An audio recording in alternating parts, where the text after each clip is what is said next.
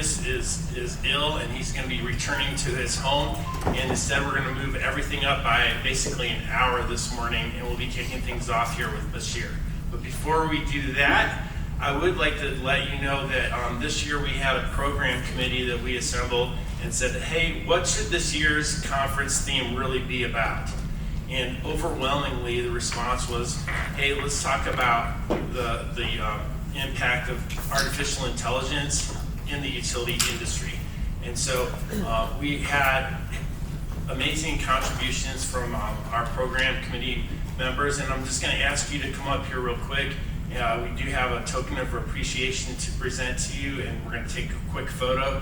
And I'm going to ask now Janet Espino and Andy Fusco.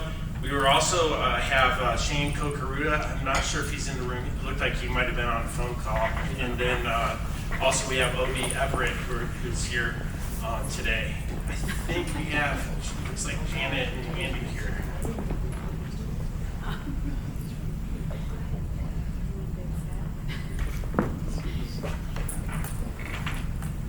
Thank you very much to our program committee members.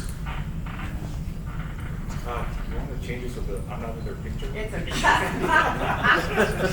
It's a great photo bomber. I'm a digital photo bomber. That's going to be the new thing now.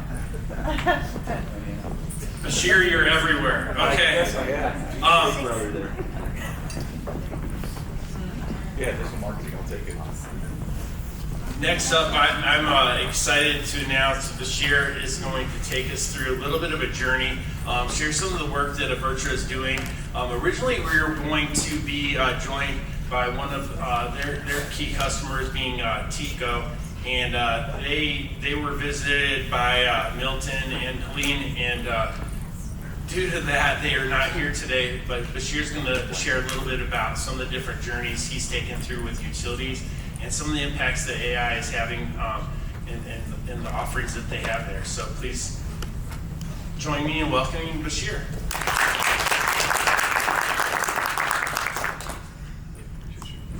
I want to make sure I don't screw this up. Let me just test it out. All right, perfect. All right, well, good morning. I'm not in my top A game today. The Mexican food's a little bothering me. So just apologies right now if I take a couple pauses while I'm speaking. I'm Bashir Bseirani. I'm the CEO and CTO at a company called Avertra. I know I don't look like a CEO and a CTO.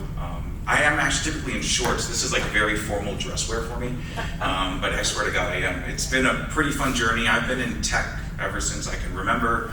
Actually, my father also brought me into the utility space when I was a child. He actually owned a company that designed wastewater treatment plants. He also had a manufacturing facility that built screens, gates, and valves for the water industry. So I used to be child labor without my group consent, doing inspections in different parts of the world because it was a global company. And that actually drove my passion for being in the utility space. Can you hear me? Just to make sure. And yeah, so I've been doing this for a while. A lot of CIOs like my opinions for some reason, and I help them with developing different types of strategies, specifically around where there's passion for us as Avertra, which is people, right? So our focus is mainly on customer experience and employee experience as it relates to the back office and the front office, right? Because it's a very tough job that you have to deal with on a daily basis. You know, as it says up here, there are a lot of cool things that I've done, but really none of that matters. The most thing that I'm proud about is leading Avertra to grow it to a portion where we're actually impacting a lot of people's lives, right? So being employee number 3 and taking a company from scratch and building it out to now almost 300 people. So we have 245 currently. We're in the process of onboarding another 37. And then probably by the end of Q1 of next year, we'll probably be adding another 52 people to our team. So we're growing. It's been a great journey. And part of that is it made us realize, you know, we started off in the utility space, but then we realized that utilities, financial service organizations, public sector, and logistics providers are all going after the same thing, us, right? They're all fighting for our attention, right? And we realize the synergies between that. So whether you call it citizen experience or you call it customer experience, at the end of the day, it's the same thing. We all have expectations that people understand us better, and we have expectations that our utilities are going to operate with us the way that we want to, even though they don't really know how we want to operate with them, which is a very unfair position all of you are in, right? And that's why a lot of you are spending a lot of money on programs to start understanding your customer more, right? A lot of people are kicking off Know Your Customer programs, initiatives, Voice of Customer programs and initiatives. And that's something that I'm really proud of to be part of those initiatives, because it really gives us details into people that feel that they don't have a voice. Right, and that's a big thing within our organization, which is why even though we're a for-profit organization, we act like we're a nonprofit and we're philanthropists. So we really focus on social impact as well within the organization. Not only what our services and our products provide the ecosystem, but it's part of our ethos in terms of who we are as an organization. Right? I mean, we've taken people who no one would typically hire. We've taken folks who were barbers and turned them into business analysts. We've taken folks who were literally taxi drivers and now they're software developers. So we've actually invested in people, invested in communities, and actually we're very proud that Secretary Blinken recognized the work that we're doing last year, and we were awarded an award for corporate excellence, mainly around empowering women and youth. The embassy in Amman, Jordan actually recognized the work that we're doing, nominated us, and we won in the same category as Google. So it's really cool to see how you don't really have to be a huge company to have impact on people. Right? You can be as small as it can be, but as long as you have the right will and the drive, that's kind of what drives it. Right? And at the end of the day, people is what matters, right? With all this AI and everything that we're talking about, the reason why we're doing it is because of people. It's either there's a shortage of, and we need to supplement, or we need to understand more, and we need to use technology to help us do that. So where is AI going? So basically, AI now is moving really, really, really fast. We heard some really cool conversations yesterday. We saw some great demos and presentations. And they were all touching different aspects of AI, right? So there are things around assets, there's things around predictions, there's things around outages, there's things around people. So there's a lot of different ways that you can kind of start your journey. But the important thing is to figure out, why are you even starting the journey? And I think you asked that a couple times yesterday, because why did you do that? What was the business case, right? And I think if you look at it, at least from our world, we're not a very asset-centric type organization. We focus a lot on the people side of the house. There are a plethora of reasons of why you need to kick off different AI initiatives, right? And whether it's I have constant regulatory changes and I need ways for me to analyze that internally, right? So some folks are using AI to help them internally analyze vast numbers of documentation and to be able to do reviews of, for example, rate case filings. Right? You can go all the way down to using AI to start helping your customers understand their bills better. So there's so many different reasons of why, and you have to really find what is important to you. It shouldn't be driven by what's cool, and sorry, sometimes folks in IT, and I support IT and the business side, some folks want to add cool things to their resume. They want to push things and drive programs, but the reality is it doesn't have a true business value. Right? And it has to start with a specific KPI or an OKR that you're really trying to impact. And that's what's going to allow you to really define your business case and to determine what type of AI do you want to start implementing. So we're going to look at kind of two different worlds here, right? So Gen AI, super cool. And by the way, you can pick up your phones and do exactly what this is showing on here. But it's also not really smart yet. Right? Like for example, it can't tell you how many R's are in the word strawberry or how many P's are in the word happy puppy. Anybody who has ChatGPT, you can pick up your phone and do it right now. And you're going to see the same results, right? And there's reasons why, right? And actually, I think it was Zenith, I hope I'm saying his name correct. Zephan yesterday. He was very clear about saying how they decided not to put all of this knowledge into a single model, because then the single model wouldn't be as intelligent as you needed it to be, right? Because you need to have certain types of specialization when you're actually looking to drive change utilizing AI.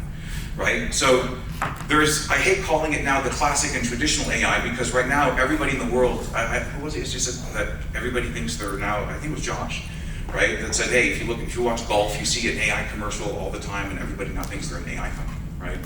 And the reality is, most of the real AI out there is still what's called classic AI, right? Traditional AI that actually uses different types of models, whether time series, BERT-based models, classifications, which LLMs and Gen AI have that as a foundation, but it's not an all or nothing type of mode.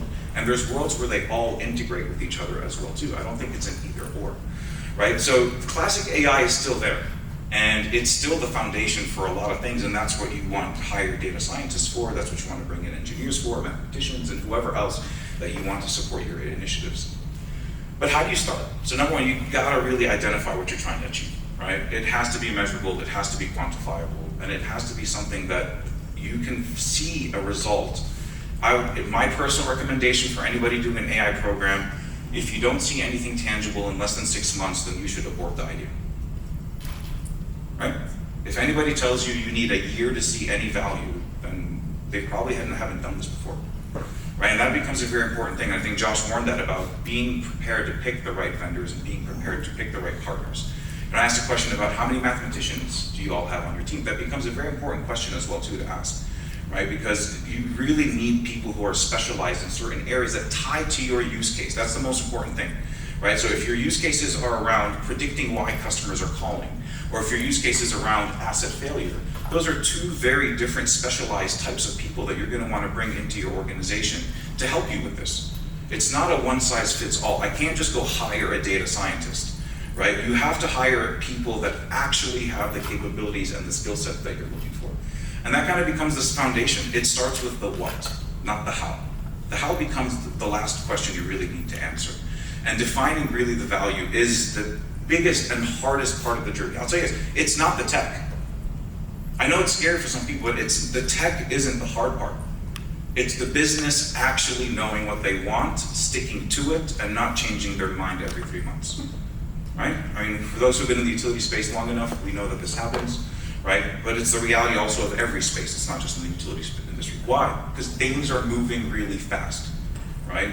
And customers are very loud as well too today, louder than they've ever been. They have so many channels to complain about you, right? And that's the truth. So how do you actually fit that? So where did we focus? So because we're very people-centric, we wanted to start building out our own AI models that really help things from a people management and making people's lives easier. And for us, as part of today, we're really going to focus on employee experience, as well as a little bit of a customer experience, but also ties with employee experience. There's one thing I say to my team, I'm like, a great customer experience starts with an even better employee experience. Because at the end of the day, all your people are dealing with are folks complaining. Right? Amen. So, how do you take a very hard job and simplify it in a way? And by the way, that's our mission statement. Our mission statement is 2 words, simplify life, right? And that's kind of what we really believe in as an organization. So I'm going to talk about 2 use cases that really end up empowering and informing people. So the 2 use cases I'm going to talk about today are how we're doing exception management and exception automation for the back office. Who doesn't know what an exception is? So I can explain that first. Does anybody? Or you actually know what, maybe it's better for me to explain it because each one of your organizations might define an exception differently, right? So for example, if you have a meter read that went out from a certain tolerance limit, it creates an exception for someone in the back office to review it, or possibly rolling out a truck for someone to go get a reread. If a customer is coming into their call center and complaining about a high bill, someone might need to go do an actual analysis to see if there was a rate switch or something happened in pricing in the middle of the period, which caused the bill to be higher, because our call center agents aren't equipped or staffed to be able to do that level of a detail. And mainly because you have SLAs on them as well too, because you want the average handle time to be fitting a certain threshold, right? And then you want your first call resolution rate also to be hitting a certain threshold. And you want your call cleanup time to be hitting a certain, so you put a lot of pressure on your teams, right? So then your back office groups have to ensure that they're doing what they can do to make sure that calls don't come in. Right, so people talk about call deflection strategy and think about doing portals. Well, if you clean up your back office, that's one of the first steps towards a call deflection strategy, because you're reducing the number of erroneous bills that are going out, which deflects the numbers of calls that are coming in asking about this stuff, right? So there's this kind of symbiotic relationship between the front office and the back office where they really affect each other. But at the end of the day, if you're not thinking of it holistically and your objective isn't clear that it's going to support both of them, you're going to have this constant struggle where both teams feel they're having this uphill battle and they both feel helpless at the end of the day. So the reality of life today is it's a very manual process and approach to analyzing exceptions. You have to log into, if anybody's worked in the back office, you have to log into maybe 4 or 5 different systems. For example, a bankruptcy case versus a meter reading exception versus a SOC issue versus a service order exception. They all have totally different ways of work. So you're training one person to understand all of this? Well, that seems a little unfair and that seems a little too much, right? Which is why you have a lot of errors in the back office, which drive calls in the front office at the end of the day, right? Because people just want to close the work and keep going. And by the way, when we did our voice of agent programs, a lot of them were very honest. I just closed the case because I have a certain SLA to hit that I have to close X number of cases a day. And they said, yeah, Tammy in the front office will deal with the call, then she'll open up another one for me. That's a way of work, right? They basically, a bug becomes a feature in the process, and it becomes something that you live with forever, and you don't really start to address it. So we see that there's a way to support and augment, not fully replace the back office, right? The intention isn't to replace, it's to support, right? And it's to specialize, and it's to unify. And it's to also allow you to start allowing your back office and your front office teams to potentially also switch roles and not needing to train people from zero every single time. On average, it takes around 3.5 to 6 weeks to onboard a back office person from a training program perspective. Well, what if you can bring that down to 3 days? Because AI is actually helping them with recommendations if they're doing manual steps. And you still want them to do manual procedures, and you don't want to automate everything. Because a lot of people can't automate everything. They're bound by unions, right? So you can't go in and say, hey, I'm just going to automate everything. No, that's never going to happen, right? That's going to be a very tough sell. So you have to think about how to bring these two worlds together instead of just looking at it purely as I'm a replacement function. And that's what we did at Southwest Gas. Right? Excuse me, there it goes again. So Southwest Gas, actually very large utility operating, I think, over 3 different jurisdictions, Nevada, California, and Arizona. Yep. And they actually forgot about their back office when they started their program. They went through a massive SAP implementation, moving from legacy systems into a unified world, and they actually forgot about the back office. They're like, wait, we thought of a front office tool, we thought of self-service, but what are we doing for the back office? There were challenges and risks that we kind of educated them on as part of the initial start of their journey about how, if you don't deal with your back office problems early enough, you're going to have a huge issue in your front office. So we told them that, instead of us reinventing how the team works today, let's focus on automation. We'll go a multi-phased approach. We'll start with automating as much as we can. We'll create guided procedures for your teams so they can onboard way easier and better. And then we'll start doing different types of data modeling to understand how your back office operates, data mining, to understand how your back office operates, how your front office operates, and we'll create a roadmap together. And they bought into that vision. We came in after the blueprint phase was already done. So they had made all their decisions on how they're doing the program, and then they brought us in and said, you have 6 months to deliver this. And we did. And we'll get to some of the stats. So you have insane amount of information and data that's coming in.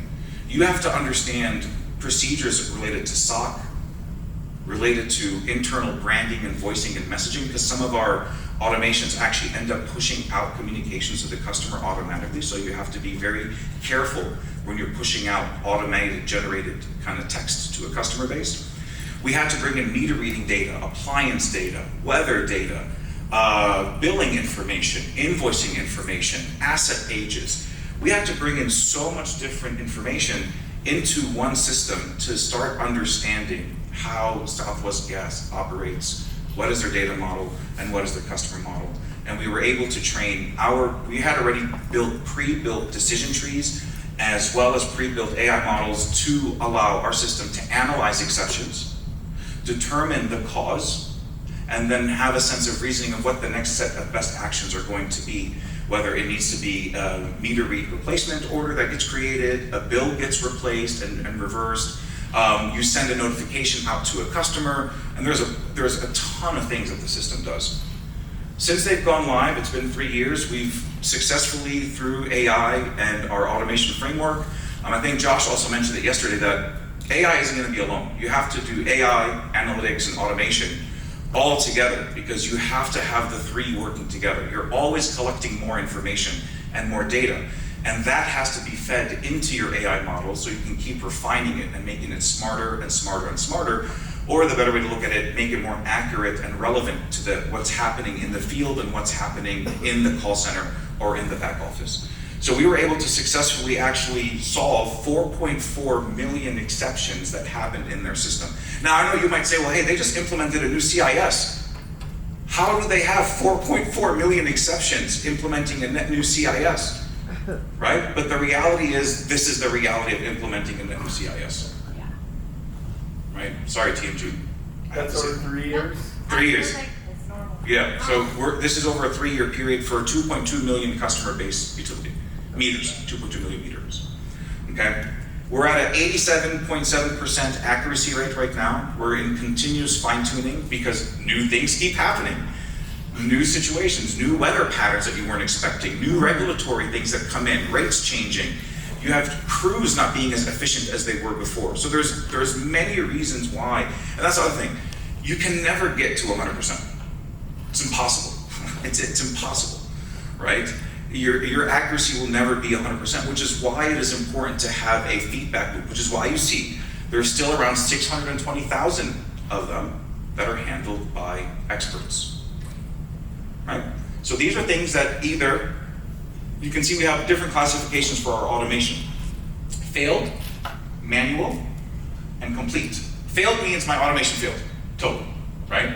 Manual means that part of the procedure and the operating model that we decided with each other, there must be a manual view of either the recommendation that AI is doing, because it's a serious topic. For example, if I want to reverse a bill that's $25,000, right? Or I want to send out a truck where the cost of the truck roll is greater than the actual bill that's owed for me, right? So we have all of these calculations. Like SAP won't do that for you, right? I mean, you can't expect just a billing system to be able to do all these different types of calculations always on the fly. So we created different types of configurations to allow the utility to keep updating who they are.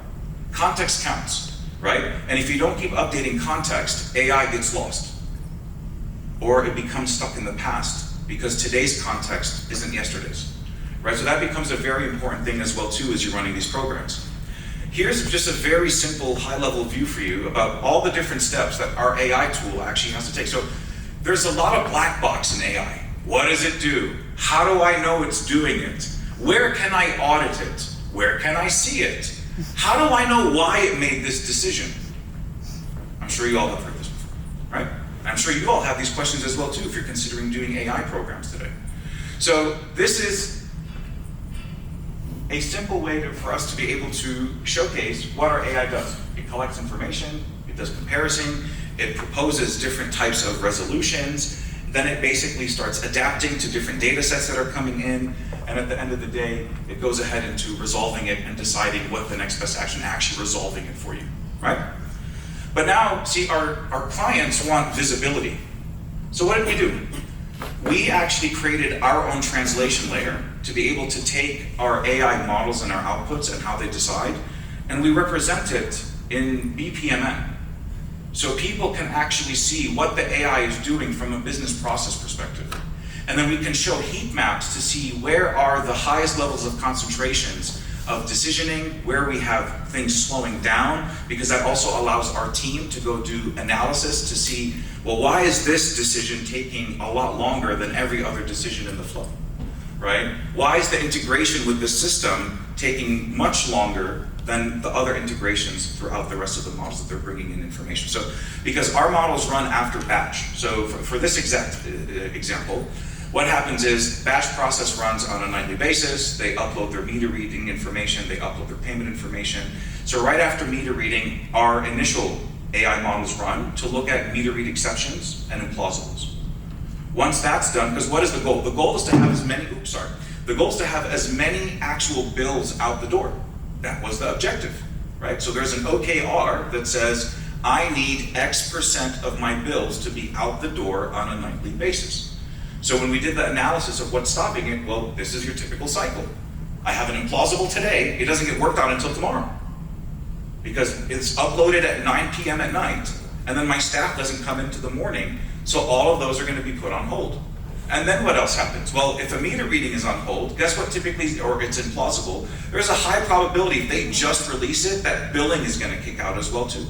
And maybe also invoicing. So now you're going from, hey, same day read to same day bill to 1 day read to 3 days out having a bill. Well, that impacts revenue, that impacts cash flow, that impacts collections, that impacts all these different areas, right? So our objective was to help them ensure that, right after meter reading, we're kicking in, then billing and invoicing takes place, then we come back in and kick in, then they bring in some financial information. So we created a very sophisticated step to kind of say, okay, where would your people come in after this process and start working on these different types of exceptions? So that's kind of how we rolled it out. And I can sit here and say this stuff is super cool, but I'll let the ladies at Southwest Gas tell you how cool it is. It's helped change their lives, right? I mean, they actually were extremely terrified about moving into this new system. They didn't know what the new world is going to be bringing them. They had a lot of anxiety. And now basically our system is helping ease their life. They don't have the pressures that they had in their legacy system. And they're able to operate way smoother than they ever have been as an organization. So Puget Sound Energy, who's a customer of ours, we do all their low income and LIHEAP and CAP programs. They actually were like, oh wait, well, we heard what you guys did for Southwest Gas. Would love you to come and do this for us. We're having real issues. So they had some real serious challenges as well too, just like Southwest Gas, where they were looking at around 26,000, 28,000 exceptions that are coming on a monthly basis. And they were going to their leadership team to ask to hire 35 additional personnel. And their leadership said no. Right? Just throwing more bodies isn't really the solution. I want to know what's happening. So the reality is they didn't really have the context of why these exceptions were taking place. All they know that exceptions were happening, right? And because our system starts with reasoning, it pulls the exception and does the analysis to determine why the exception took place. So, Puget Sound Energy looked at it as a kind of two birds with one stone moment. Not only will I be able to have a system that actually resolves the exception for me, but now the same system is going to tell me why the exception is happening. And that was a big thing for them. And they really needed that visibility to understand their process and how their backlog kept growing and growing and growing. When they came to us, they said, our backlog right now is at 42,000 constant, and it won't go down because it just keeps piling up more and more and more and more. Huge. So what was the objective? All right, let's look at the biggest high volume exceptions that they believe they needed quick visibility because they mainly tied to the meter reading. And they're AMI, so think about this. Think about how much money they spent on AMI, and literally the biggest exception category they have is meter reading. I see you shaking your head. Crazy, right? But it's the reality of the situation because life happens. Weather patterns change. People pattern changes. A lot of things change after COVID. A lot of people stayed in-house. There's a lot more work from home right now. So you don't plan all this stuff when you set up your initial sets of tolerance limits, when you set how your billing parameters are going to be. So much stuff has changed, and now their system is kind of telling them that by pumping out all of these exceptions. That's how you look at it. Your system is talking to you at the end of the day, right? So we basically did it as multi-stages, multi-phases. We wanted to focus on the largest meter type of problems that they're having. And then we started to look at furthering down how we can simplify the life of their agents. So unlike Southwest Gas, they chose not to go with any type of guided procedures for their teams. So we had built a framework for guided procedures for net new folks who join, so it becomes easier for them to handle the manual stuff. Their team has been operating in their current CIS long enough that they felt comfortable that they can just go into the CIS and do whatever they needed to do from a manual perspective for anything that our system doesn't kick out. And then same thing, exactly like we did at Southwest Gas, they wanted to know, because the difference between them and Southwest Gas is they have AMI kicking off exceptions in real time, right? Certain types of exceptions that they have, right? Versus waiting in for a batch job. So they wanted a little bit more near real time type of insights into what's going on, how the system is picking up exceptions, how it's operating, and we delivered it in the same way. We showed it, then our framework builds it out to show you in decision tables and BPM tables, BPM diagrams and views, and that made it very easy for their business analysts and their BI team to come in and be like, oh, okay, I know exactly what's going on here, I know what I need to do, I understand why the system did what it did, and it allowed them to now understand where they have configuration issues in SAP. So now their SAP team is going in and starting to fix those issues so they can ensure that these types of exceptions are less in the future, right? The numbers have to keep going down from a frequency perspective. So just off of the quick work, and by the way, we went live with the first version of this for them in 9 weeks. because we have a lot of pre-built logic that we just basically put together. And we were able to save them over 5,000 man hours so far, and we're automating a bunch more that we keep going. For the ones that we have automated, our success rate's around 96.7%. Again, you won't get to 100, right? Like, this is really good, right? I mean, if you get over the 94, 95, right? Because we have, for example, scoring within our AI, and then basically say if our confidence is under 80%, they want us to immediately stop, pause, kick it off, and give it to an agent. And then we need to understand what the agent did different, and then our teams go and kind of retrain our models. So that's for the exception. And I'll pause because I'm about to go. How much time do I have left, Todd? You have another 15 minutes. All right, cool. I can go through this real quick. Any questions around exceptions?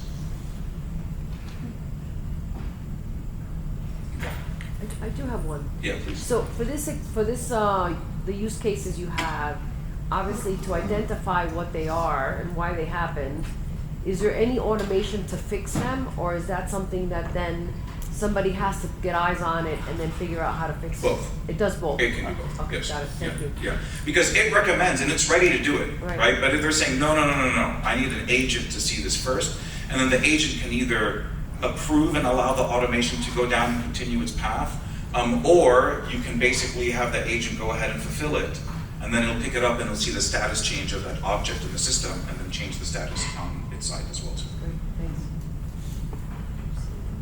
Okay. Either I'm really good or really boring, so there are no questions yet. So. All right, so the next thing was email automation, right? Another one of our utility customers has basically a big problem statement where they have over 10,000 emails a month that come into their inboxes. And the emails can be anything from a midget flicking you off, I'm being serious, seriously, that's all it is a meme of a midget flicking someone off, all the way to someone saying, why is my bill high? All the way to somebody putting their credit card information in there and saying, can you pay my bill for me? I don't, no. People putting in their social security information and saying, can you start service for me on this day? Like, there's a lot of stuff that comes in on email, and I think it's a very forgotten channel. So we basically were able to utilize our same framework. Why? Why did we do it? Because our framework has a lot of natural language processing, understanding, sentiment analysis. We reason, we understand context. So we're able to take the same framework and now deploy it for another use case, right? So basically what they wanted to get out of this is enhancing their operational efficiencies, right? Because at the end of the day, having 10, because you can't just have any 10 CSRs doing this. You have to have very skilled agents being at the helm of answering these emails, because some of it takes a lot of investigation. Like, the first thing they have to do, and we'll get to kind of the steps, is one, how do you know this is a real customer? Just think of that question that they have to answer, right? So they have to go ahead and do different types of analysis. They have to figure out how to actually word the correspondence and then push it back out to the customer. And sometimes there's a lot of back and forth because you have to understand more context, right? Even whether you're an agent or if you're an automated system, you need more information for you to be able to do your job properly, right? So what are the key things that we really had to take into consideration as part of this, right? So one, categorizing the emails. So we sat, and then that actually then tied to prioritization. Those two things came together. So if someone basically sending an email that says, I'm seeing sparks from a down line, versus an email that comes in, someone complaining that their bill's too high, which one should take precedence, right? Even because they both might go to the same agent to review, which one do you want to actually respond to first? So that kind of became a very important thing to come in and to have different views and different opinions on what's important. You bring people from 3 different business units, every single one of them is going to tell you their business unit's information is a higher priority than the other ones, right? So having to sit together and actually sitting and categorizing and figuring out all the different prioritizations, and we created something called an urgency score, right? So how quickly should we respond to this? Because the other thing that the client didn't want is, as soon as you email, I respond back, right? Because it feels fake, right? So you have to have this behavior science mindset as well too, about kind of pacing it out and easing it, right? You might want to start with some, hey, I've received your notification and your concern, and I'm going to get back to you because we're doing our internal analysis, versus when do you just respond back with the actual answer?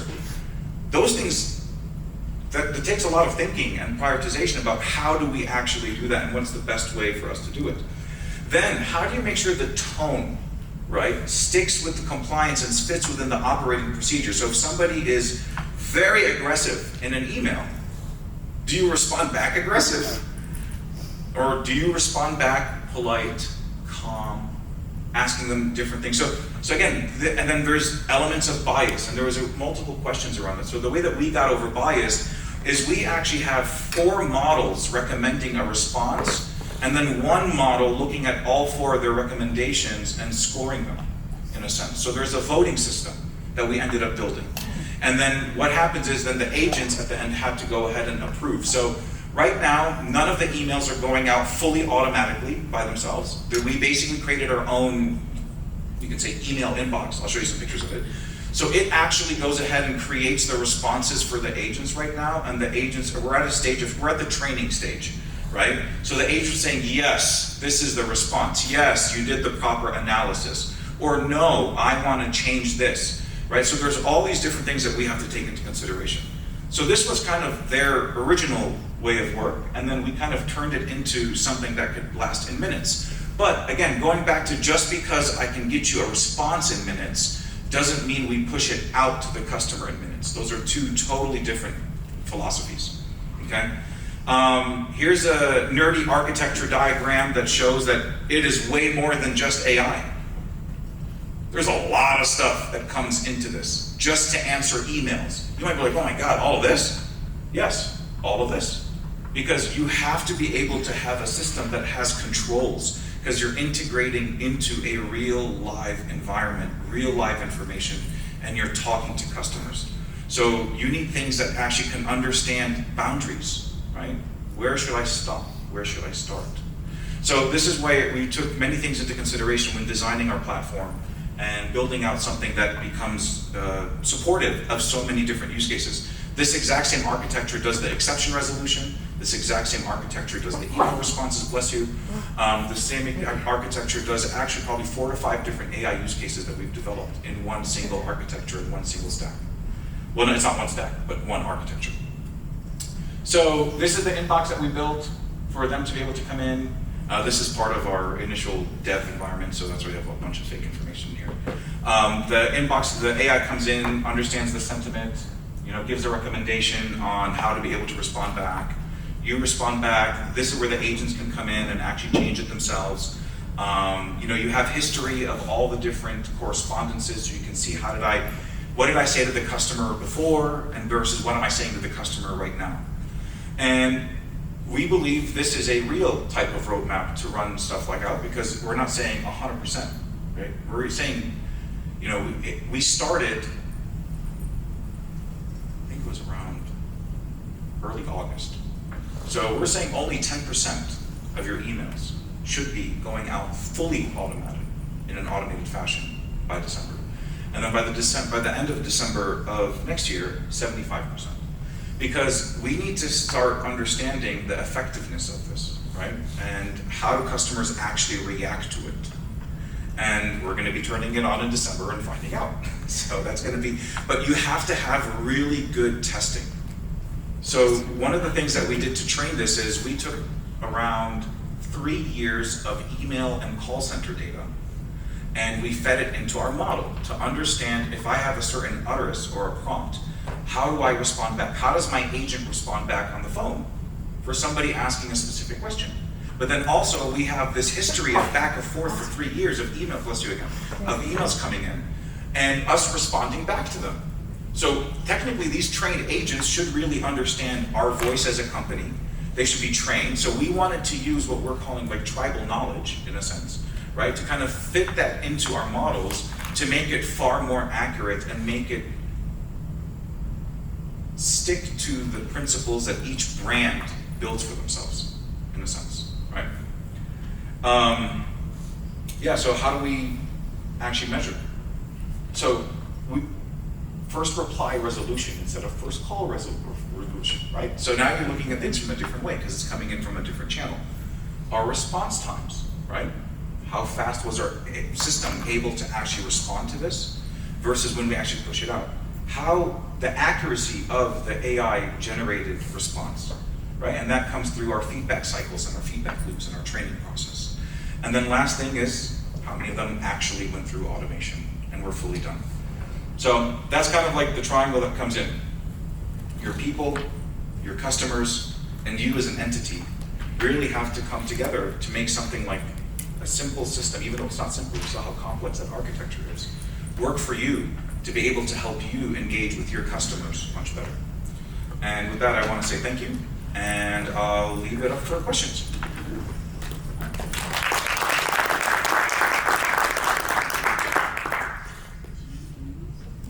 Yes. A good question. You get 1,000 a day? A month, A month? yeah. Okay. It varies. Oh, you're smaller? Okay. So, yeah. Gosh, that's impressive.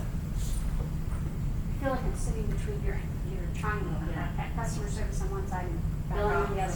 Back office is over here, front office is over here. Does it resonate? Yes. Oh my gosh, yes. You guys don't have an easy job. No. Please. So what are you using in the background to create these models? Like, what is the technology behind all this? Fingers. So we have a lot of people coding. But in what? I mean, what do you use? Python. Oh, you use Python. Yeah, we use Python for certain models that we have. Mm-hmm. Yeah, so that's kind of mainly where we are. We use different things. I mean, we use time series, we use regression modeling, we use classifications, we use decision trees, we use bird models because that helps with the emails. We use sentiment analysis models. So we've created different models over time because we've been in the digital experience space since we started our company, right? So we've been harvesting so much behavior information about how customers come to portals, when they pay, if I send you a notification that your bill is ready, how often do you actually come, how fast till you come to the portal. So we've been collecting so much information that we've then been taking that data. I mean, because I think we have a little over all of our customer base, including the government customers that are using us, we have probably around 12.5 to 15 million people using our products on a monthly basis. So because of that, we're harvesting so much data, right? So we're able to collect so much information to start going in and refining our models better and better and better and better. And because they're all tied to customer service, it made it much easier because that's all of our offering, right? So we have our own CRM tool, we have our own back office tool, we have our own customer portal, we have our own communication product. So if our utility customers and partners are using our products, it makes our AI models even work better. But they don't have to. We can still, bring your own model type of thing and come to a utility because we based it on a unified set of utility standards and utility data models, right? A customer is a customer, a premise is a premise, a bill is a bill, a meter is a meter, right? I don't care if you're a gas, water, and electric company.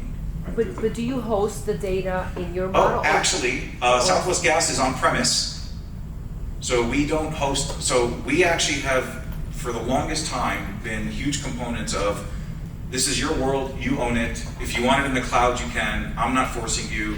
We still do perpetual licenses, so we don't have to worry about consumption-based models as well too.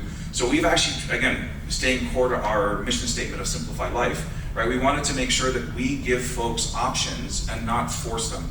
A lot of my customers love CapEx still. They don't want O&M, right? They've made huge investments in their own data centers, so why should I force them into the cloud, right? So anything that I have should and must be able to be deployed on-premise, right? So that's a big thing, and I will continue that in my architecture until the on-premise world dies everywhere. But until then, I'm pushing to stay in that model because I understand a lot of my Tampa Electric, 100% of our apps are on-premise at Tampa Electric, right? So they're using 7 of our apps plus some of these AI models across different parts of their organization. So we don't push cloud, we don't force cloud, and we don't believe that cloud's the only option, which is, I know, unusual for this market, but it's okay. Good question, though. Okay. Anything else? Cool. Well, thank you very much, everybody. I appreciate your time.